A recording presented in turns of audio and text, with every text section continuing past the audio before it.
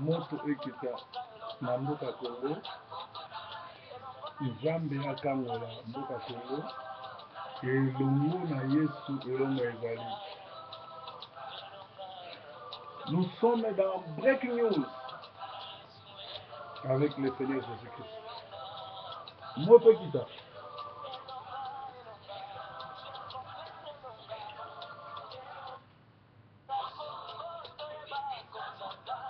Moto fue ekita ezikisa misala ya Satana na mboka. Nzambe sembola loboko. Toza bongo na kati ya Breaking News. Bozali bongo landa so en direct ya www.sentinelrdcongo.com. Pe tozali bongo live na TV sur internet Softkins TV to www.softkins.com. Lelo sango malamu. Pourquoi l'opposition a boycotté les dialogues avec les génocidaires? Pourquoi l'opposition a boycotté les dialogues avec les génocidaires rwandais? Bonne nouvelle. Alors, avant de côté la bonne nouvelle, pourquoi l'opposition sali le mois monene pour continuer l'histoire à Congo? Tout le documentaire, tout l'élément comme ça, vous voyez qu'est-ce qui s'est passé dans pourquoi Léon a Kinshasa. Pour sécuriser nos compatriotes à l'élection des partis politiques.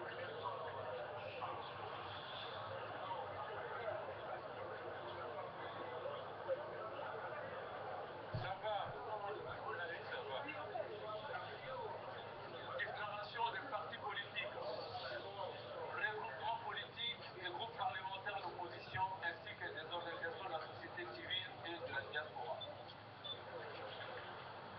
Mesdames, Mesdemoiselles et Messieurs de la presse, rendons hommage à nos martyrs de la liberté et de la démocratie, tombés dans la semaine du 19 au 25 janvier 2015, et s'inclinant devant la mémoire des compatriotes indigents, non identifiés, abandonnés, mordés et vétus, jetés comme des rats dans des fosses communes à Mikonga et à Malou. Les partis politiques, les regroupements politiques et groupes parlementaires d'opposition, ainsi que les organisations de la société civile et de la diaspora, se sont réunis ce lundi 18 mai 2015 dans la salle paroissiale Fatima à la Gomie, afin d'examiner la situation nuisible et dangereuse d'insécurité généralisée qui prévaut à l'heure actuelle dans notre pays, au regard notamment du piétinement du processus électoral, des massacres récurrents à Béni, des manœuvres malveillantes du pouvoir tendant à préjudicer les partis politiques de l'opposition à la veille des échéances électorales, de la confiscation des droits de la minorité à l'Assemblée nationale, ainsi que du droit d'insécurité soufflant davantage sur le pays suite aux récents événements survenus au Congo. Après avoir pris la mesure de la gravité de la situation, prélude à des perspectives très sombres pour la nation, l'opposition politique congolaise déclare ceci. A. Du processus électoral. L'opposition politique congolaise rappelle que, dans le souci d'apporter sa contribution à la tenue des élections apaisées dans notre pays, elle avait saisi la CENI en son temps et lui avait remis sa déclaration du 27 février 2015 contenant sa contre-proposition au calendrier électoral irréaliste, hypothétique et inconstitutionnel, publié le 12 février 2015 par la CENI. Toujours dans un élan patriotique, elle avait, lors de l'audience lui accordée par la CENI le 27 avril 2015, déposé un mémorandum contenant ses revendications. Je disais, les élections locales municipales et urbaines, beaucoup plus complexes, et dans les contextes actuels, porteuses des germes de conflit sur terrain à cause de la préparation, du manque d'infrastructures, y compris celui de la cartographie judiciaire nécessaire pour connaître les contentieux électoraux, ainsi que du personnel qualifié pour gérer ces provinces et entités nouvellement créées. 2. L'organisation d'une nouvelle opération d'enrôlement. On s'est compris les nouveaux majeurs depuis le 27 novembre 2011.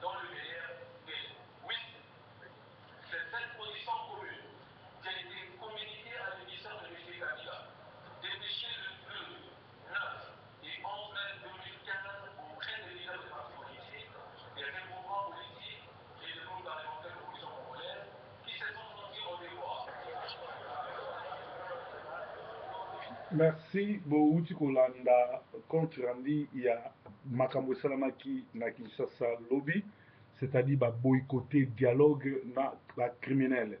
Alors pourquoi l'opposition boycotte-t-il les dialogues avec les génocidaires?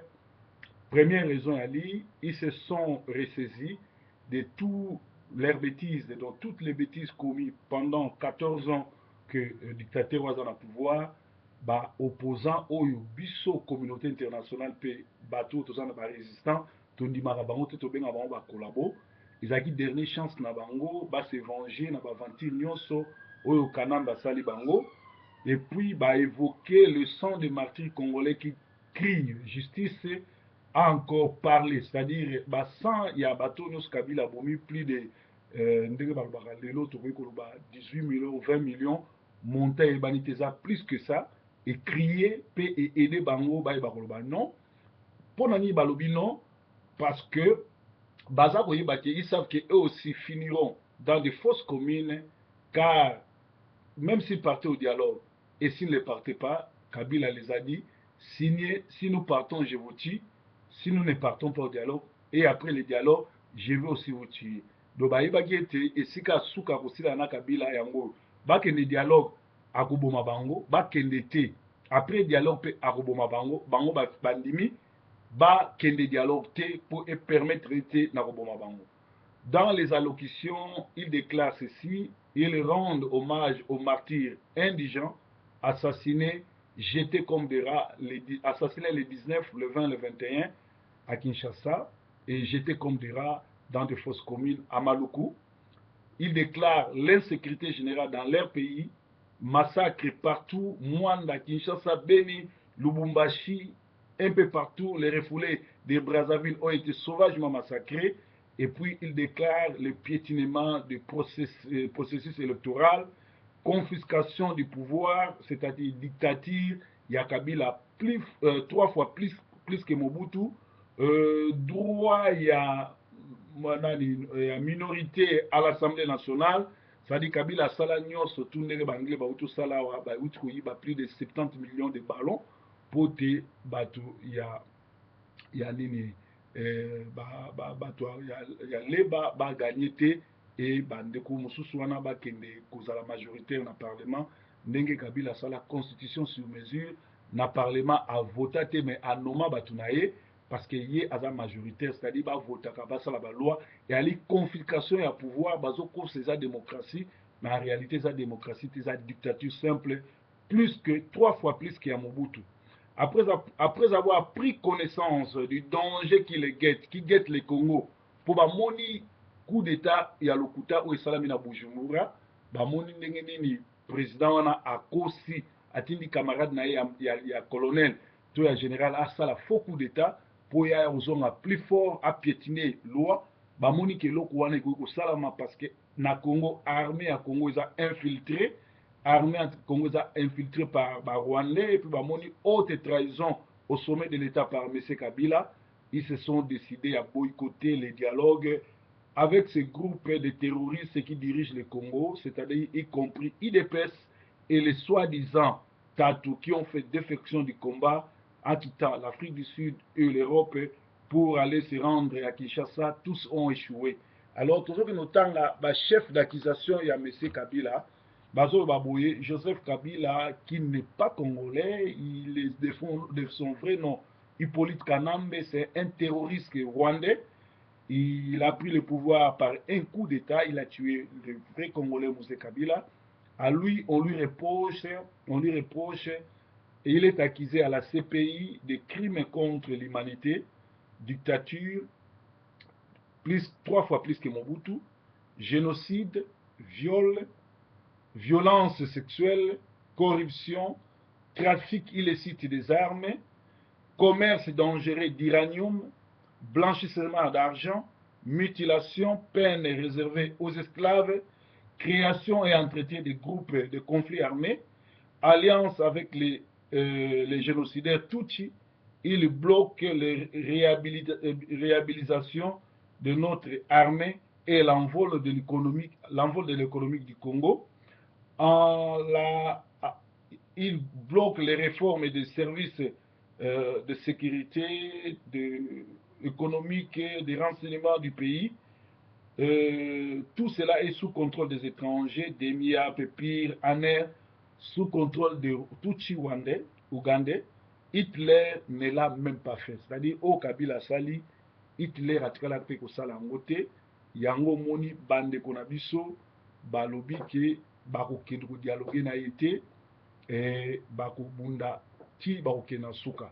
Alors, nazwaki beaucoup de fil, batubele babengi par rapport à un message, à lobby autour qui était, y a-t-il des extrémistes na combat à Congo, bolimbi sezali ba direct, donc bato babenga tout le temps, et natika il faut nanga kofongola parce que nazana quelques messages au tokotanga na journée en lelo.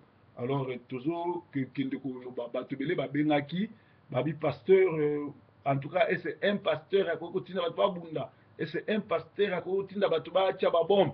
Batebele pe bakumisa balobi ba message à boinde ko tindika biso to boto la mboka parce que côté na biso tozo lela mais côté na bango bazo seka. Alors avant na kota na justifier bino par rapport à Bible makambo na zolo ba kena libanda te sengele za ndengwana tozo ke kotanga nanu ba communiquer to ba message mosusu o ezali awa gouverner d'abord, ça veut dire quoi? C'est prévenir. Ce qui mutalobi azo gouverner, c'est-à-dire azo prévenir.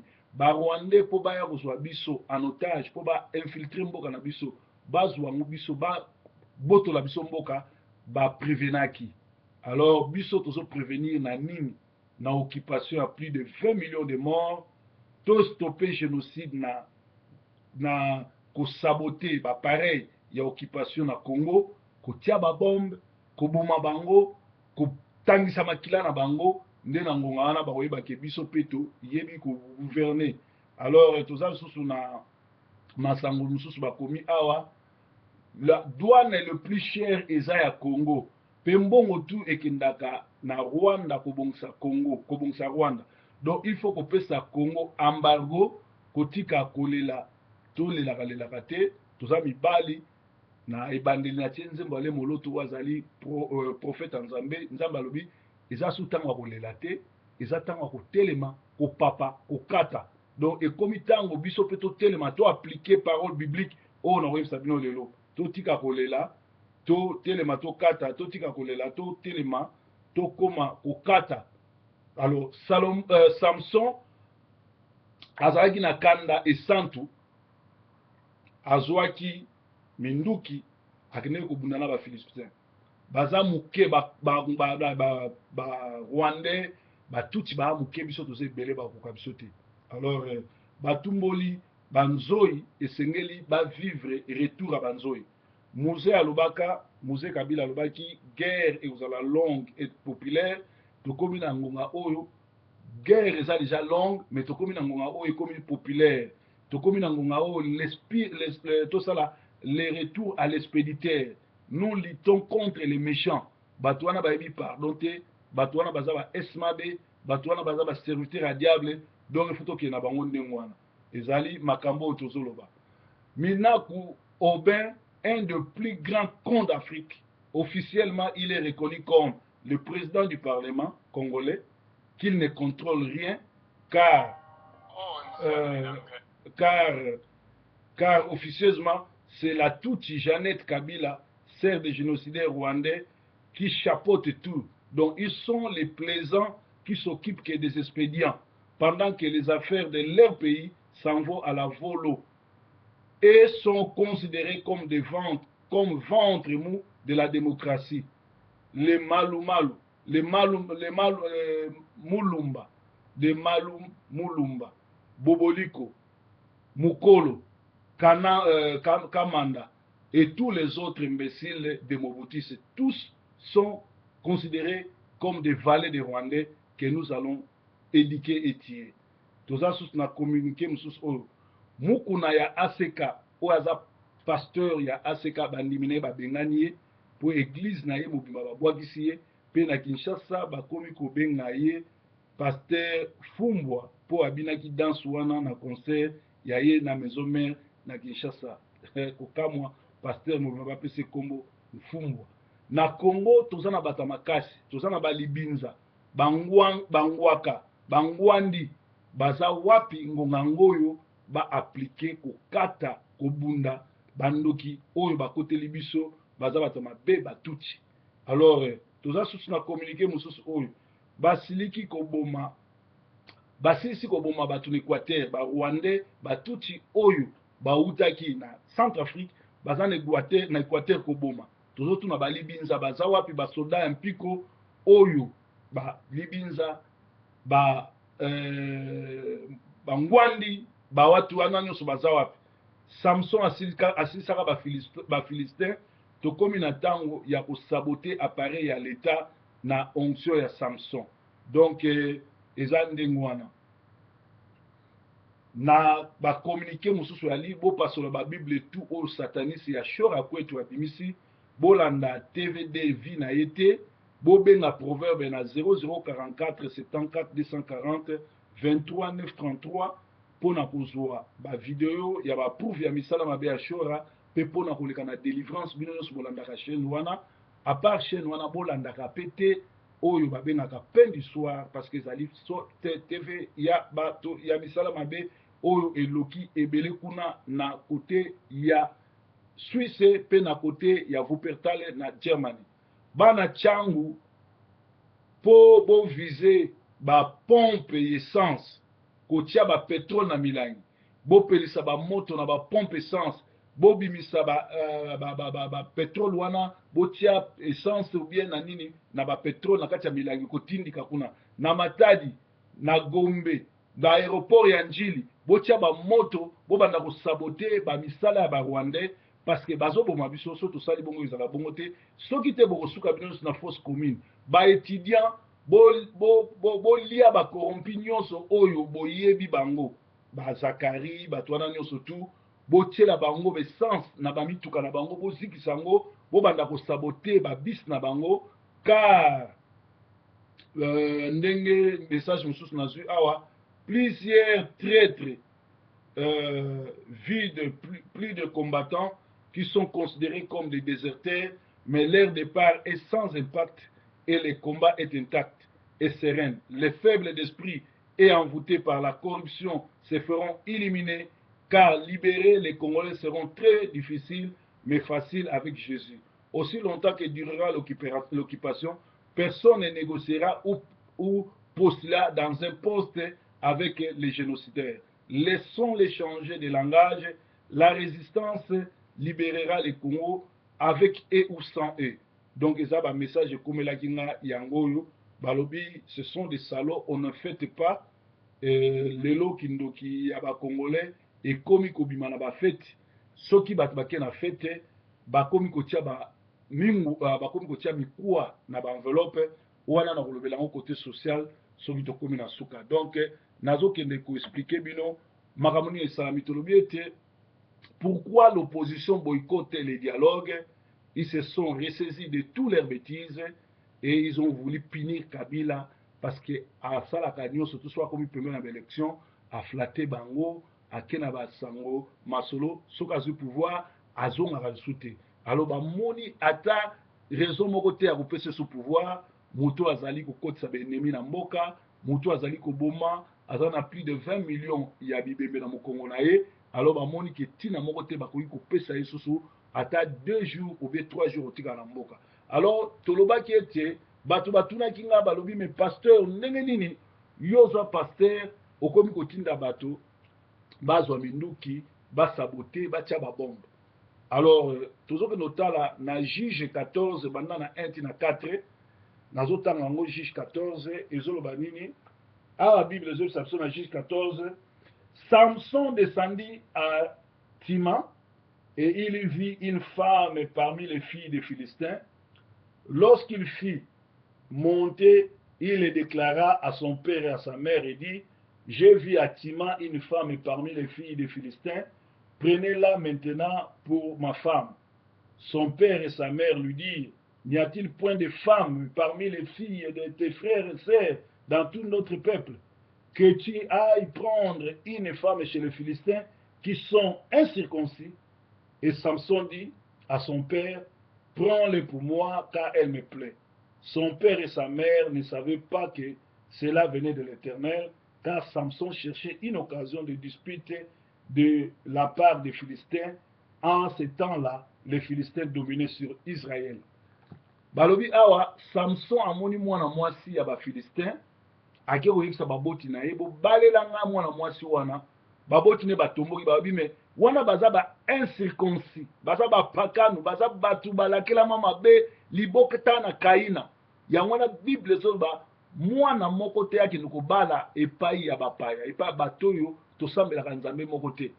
Alors Samson ake kotumbola makambo, papa nena mamema na balobi, famille wana batu wana tokoki kobala na bango te, luka mwasi moko awa na mboka.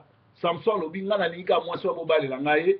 Bible ezoloba papa ne na mama ne bayebaki te nzambe mutu atindaki Samson akende kobala ba Philistin mpo ba Philistin bayaki kodomine sur Israël, ezalaki occasion nzambe alingaki kosilana na ba Philistin. Alléluia. Alors makambo mosusu ezosalama ezali nzambe mutu alingi asilana na ba Philistin. Nazokende koexplike bino ba Philistin eza banani, Samson aza nani, pona ni esalamaki bongo, pona koyebisa bino ke peuple de Dieu abunda, Israël abunda, mwana na nzambe fo abunda, pona kobotola mabele na ye, pona koprotege mabele na ye. Nzambe apesa ekolo na ekolo mabele. Tango nzambe aza kokabola Congo, akabola héritage ya Congo po na ba Rwandais te, po na Batutsi te, po na ba Ougandais te, akabola héritage po na ba Congolais. Alors soki Rwandais aye abotoli mabele, akomi koboma, akomi ko violer, akomi ko piétiner, yo Congolais ozosala eloko moko te, osali lisumu contre Nzambe. Yango na okeyebisa bino. Philistin bazali ba petit-fils, ba arrière petit-fils à Noé. Sem, Cham na Japhet babotamaki epai ya Noé. Cham engendra Kuch oyo elakisi noir, engendre susu Mishram, Puch et Kana. Bango baye kobota ba Philistin. Et Nzambe alakela ba Cananéen ba Philistin mabe pona nini?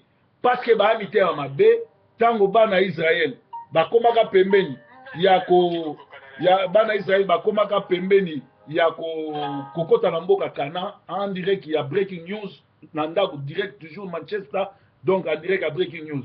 Alors ezolakisa ke tango bana Israël bakomaka bauti Egypte bazokende po bakota Kana olie pesa bango mai babundisa bango banyokola bango. Nzambe aye koloba na Ezekiel 25 15 à 17 alobi na lakeli bango mabe na kostermine bango. Bazali libota balakela mabe, bazali libota ya Satana. Alors ba Cananéens bayebi kosala bazali ba travailleurs à faire. Ils furent suivants en guerre contre Israël. So otangi na 1 Chronique 18:1 mobimba otangi pe na Isaïe 2:6 omona. Alors Kolo alobi ako détruire bango, perte na bango ezali na Isaïe 14:31, Jérémie 47 bandana 1:7. Nzambe azo promettre que ako détruire ba Philistin po bazali batu ya bisala mabe. Ba Philistin ba utilisaka basi na bango pour bazwa ba information. Donc les Philistins et les Rwandais touti ba infiltraka ba mboka à travers basi pe ba amite mamabe ba bomi ba boma batala te ba ebi pardon te pour ba zana nzambe ya bikeko. Alors ba Philistins na ba Rwandais baza ko share ndenge bazobi ba partageaka nini moko commun bazana ba nini moko commun ezali bango nyonso tu ba bomi bango nyonso tu dénominateur commun na bango ezali baza bandoki baza basase baboma batala te, baza bandoki baza basase baboma batala te. Alors bango wana tango bazoya bayaka po babotola mboka ba infiltrer bino batindi basi awa okomona ke Dalida bayaka utiliser na ba Philistin aluka koyeba ba secret nyonso tu eza na mutu ya Samson. Tanga Juge 14 bandana 1 na suka okomona ndenge moko pe ba Rwandais okomona ba mende wana nyonso babala ba Rwandais ba tanga Mobutu ba pesaki ba soda ba généraux nyonso ba 3e bureau ba 2e bureau ba Rwandaise nzoka bayaki pona ko infiltrer biso po ba botola biso mboka. Mais Dieu aza malamu toza na nzambo aza na bomoi ba koti ko botola mboka na biso te po makambo yango ekomi kobaluka tokomi sikoyo na ntango 6 me baluka 9 c'est-à-dire biso sikoyo tozozonga kolanda bango bato batanga na internat bakola na bainternat bakomona soki ekoki kotumbola bamvumvu oyo babengaka nzoi en tout cas faut préparer mbango mpo bazongaka na kanda ndenge moko ezosalama alors bible ezolisa biso ke bango nyonso baservaka bale bango nyonso tu bautilisaka basi bango nyonso baza babomi baza bato ya mabe yango wana ozomona nzambe atindaki samson akende kotumbola bafilistin na koluka kobala mwana na bango mpo aboma bachef na bango nyonso mpo aextermine bango nyonso naza koyebisa bino ke na ngonga oyo loboko na nzambe ezokita na congo ndenge moze alobaki la guerre sera longue et populaire mpo guerre wana ekozonga ntina rwanda tokoboma barwandais mpe tokosilana na bango tozokende totala susu liloba na nzambe awa na Ézéchiel 25 Ézéchiel 25 15 à 17 ezoloba 15 à 17 alobi ainsi parle le Seigneur l'Éternel parce que les Philistins se sont livrés à la vengeance parce qu'ils se sont vengés dernièrement et ont fait des larmes voulant tout détruire dans leur haine persistance, ainsi parle l'Éternel, voici j'attends ma main sur les Philistins, j'extermine les Philistins et je les détruis, tout ce qui reste sur la côte de la mer. J'exercerai sur eux de grandes vengeances en leur châtiant avec fureur et ils sauront que je suis l'Éternel. Donc, normalement, les Rwandais, bazali ba descendants ba Philistins. Bonim sanga lelo za mukolo munene bandeko oyo ya parlement ba signé décret oyo ya koboya kokende na dialogue na ba Rwandais ba koti na histoire sauf mutu moko azawana Rwaka ningi dize le Rwandais vitaka mère yeto ko kate mike nde bakataka Thompson pe to ko tumbaye na moto parce que azali moko a jouer ba jeu na bango azali génocidaire azali moko ayewana pona ko nuire ba Congolais. Bible soloba que ba Rwandais, ba Philistins, nzamba pini bango ako exterminer bango po baza na mite ya mabe. Comment bokutu baza na mboka na bango, bakolo mwana mboka na bango na boule ba ya kobotola Congo, babotoli Congo, babotoli Centrafrique, bakobotola Angola, bakobotola Brazza, bakoketi na Gabon po ba sijetir biso. Bazo benga na ba utu oye yamba bango parce qu'en réalité ba Rwandais, ba uta na Yémen, ba uta na Éthiopie, ba même pas bakolo mabele.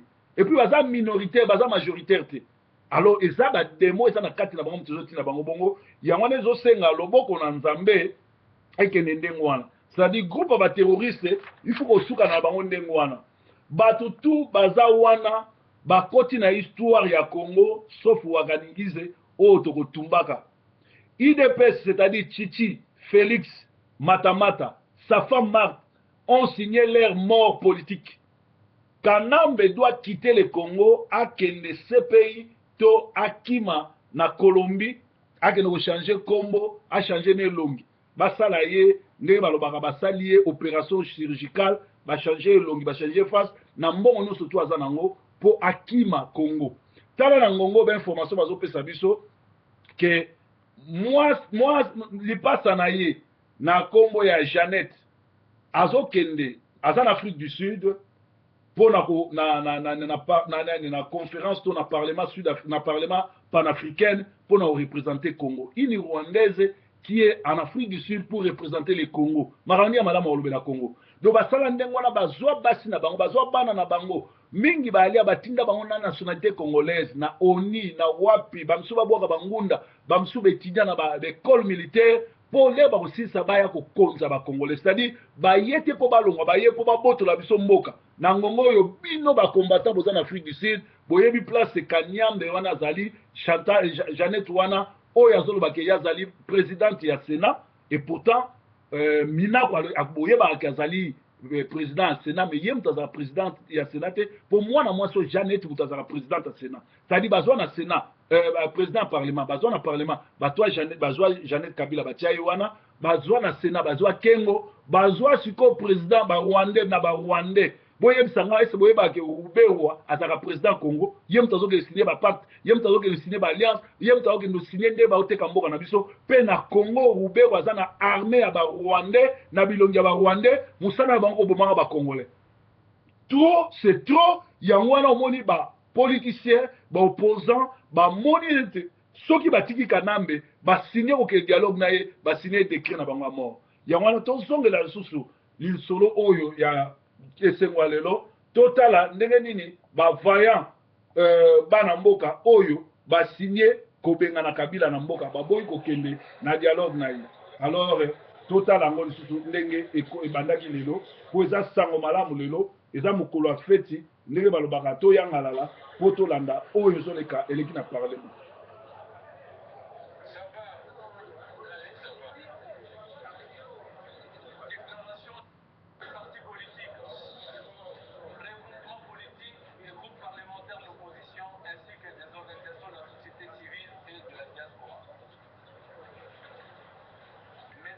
Mesdemoiselles et messieurs de la presse,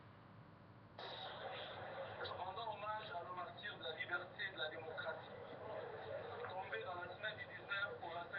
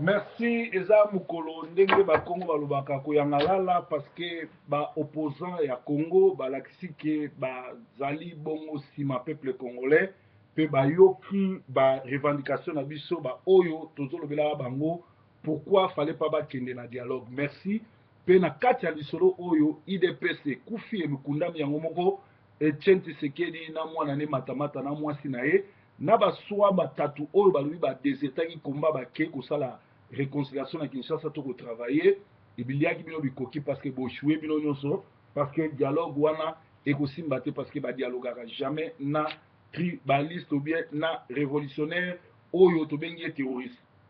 Le ridicule ne tue pas au Congo ni chez les Tutsis. Gouverner par défi et massacrer les Congolais, peuple de Dieu, au moni ndenge sukisio, au moni place sopio, au moni ndenge okomi ko paratambang. Awa mupepe oyo ezouta na molimo santo euti pa ba serviteur de Dieu mupepe ezalaka mosali ya nzambe mupepe na maladi za ba serviteur ya nzambe Christ akosouffle mupepe oyo ekobuka misala ba Rwandais oyo ekobuka dynastie ya Kabila oyo ekobuka mosala nyonso tu bandoki basoloka basali na kati ya Congo. Alors nakosa bino te pe oyo bato ya soloka batongi. Ceux qui ont composé avec Hitler sont poursuivis jusqu'à nos jours. Bato batambola basalaka na Hitler ti lelo balukaka bango place tout bakutana bango bakangaka bango. Alors kala mingi te sikoyo pe ebandi chasse à l'homme kukule elombe ya bazoba nyonso batravailla na Kabila. Alors traque na bino ya bino bato botravailla na Kabila ekozala jusqu'à la mort.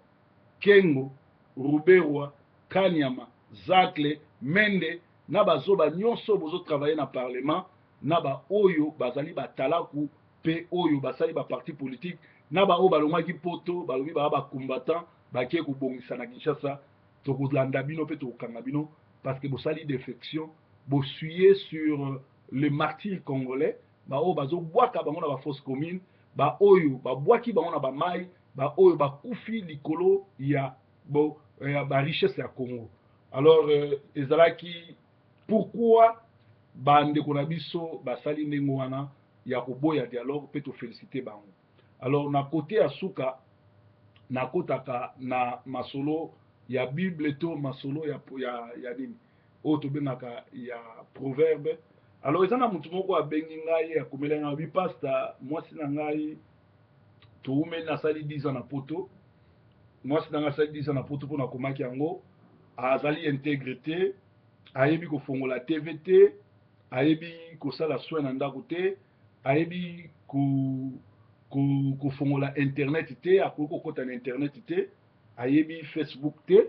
Donc eza makambo nyonso tu bana bato basalelaka bapoubele mpe kutu ayebi ndenge badispatchaka te molangi batiaka wapi carton batiaka wapi biloko ya kolia batiaka wapi ayebi te. Alors alembisi ngai nazolinga nabenga na ye conseil nini ozopesa ngai. Alors natala na Bible nakopesa réponse toke na Romains 7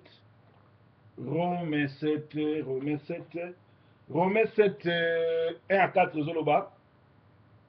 Ignorez vos frères, car je parle à des gens qui connaissent la loi. La loi, c'est la parole. Que la loi exerce son pouvoir sur l'homme aussi longtemps qu'il vit. Donc, l'Iloba Nzambe exercera pouvoir et pas mout aussi longtemps à Zan Abomon. Ainsi, une femme mariée est liée par la loi à son mari tant qu'il est vivant. Mais si le mari meurt, elle est dégagée de la loi qu'il a liée à son mari. Si donc du vivant de son mari, elle devient la femme d'une autre personne, elle sera appelée adultère. Mais si le mari meurt, elle est affranchie de la loi, de la sorte qu'elle n'est point infidèle ou adultère en devenant la femme d'une autre personne. Donc, ezali vice ça, aussi longtemps bobalana, loi ezo lié binona mwasi pour les meilleurs pour les pires. Soki yo boyi yo kobala mwasi muso sali adultère, soki ye pa boyi yo kobala mwasi muso sali adultère. Alors batu nyonso to ba boya basi na bango, bakenda kobala basi mususu, mibali bango ba vivant, basi bango ba vivant, basi la ba pasteur, basi ba baza ba impudique, baza ba adultère, ba ko côté même sans malamu te. Alors soko kendaka na église pasteur na wa divorce bala mwasi mususu, mwasi waza pasteur aboya mobile na bala mobile mususu bazali ba ekobiste ba dilter ba kote ya sango malamu te. Donc ndeko na nga Bible lobi okolinga mwasi ne pour les meilleurs pour les pires okoko école okoko former. Donc position na ye wana ya kozanga koyeba internet ya kozanga koyeba ko s'intégrer ya kosala biloko nyonso azosala faute ezali ya yo banda ya ozwa temps ya koéduquer te kotisa école zula ye baprofesseur akozala éduquer. Alors na Osée 6:4 balobi mon peuple est péri par manque de connaissances. Donc ezalaki ndenge wana oyo azali bongo na mato ya koyoka ayoka oyo azali bongo na miso ya kolinga andima. Donc mopepe oyo ekozala bango bien ndenge wana tozongi na liloba na biso babi le salaire du péché c'est la mort mais le don gratuit de Dieu est la vie éternelle. Alors yo oyo ozokumisa un aventurier yo oyo ozokumisa mutu oyo alingi liloba nzambe te etali yo eza mawa mingi mpona yo eza na communiqué moko natangaki te nabaki na kotanga awa officier d'ordonnance ya boule azobomela bato mabala na Manchester maire abengani ye likolo ya mbila apesi ye 100 mètres. Officier d'ordonnance ya boule azobomela bato mabala kobengaka basi ya bato kosengaka biloko olia na chiloba esopi.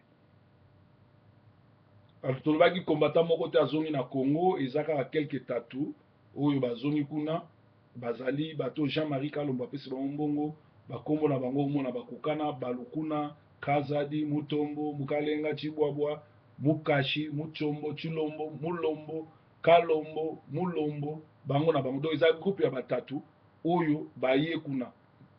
Alors tolobaki lisusu communiqué mususu yali awa nazotanga ngo po batindaki ba communiqué belé.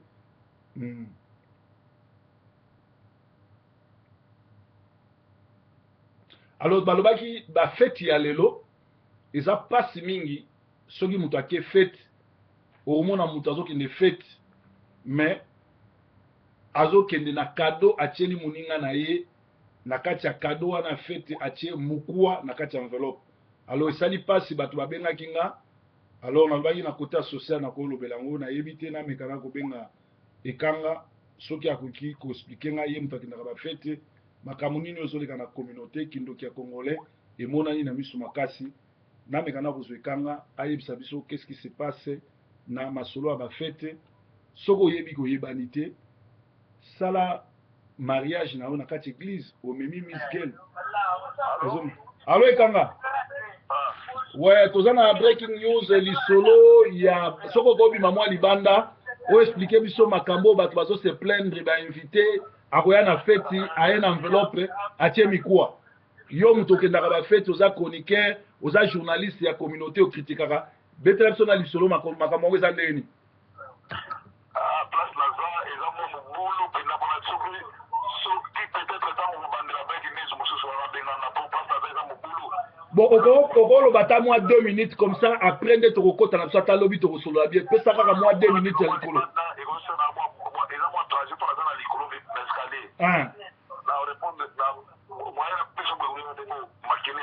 Kitoko. Donc nakozomba la sima balobi ete soki moninga invité yo soki oza na eloko te kende maboko pamba ezali motema mabe ezali koloka kokende na enveloppe otie mikuwa ou bien kokende omeli ole opesi eloko te eza kokamwisa yo mpe soki oye Londres oye poto sika oyebi na bato te koluka osala fete ya monene te po oza na bato te mais linga bolambi bokende église en plein culte après culte pasteur apamboli okaboleli bato biloko kolia ekozala malamu ke olue basale olue bakiti olue miziki mpona bato baya kopesa mikuwa oyo bambwa balia eza motema mabe eza kindoki.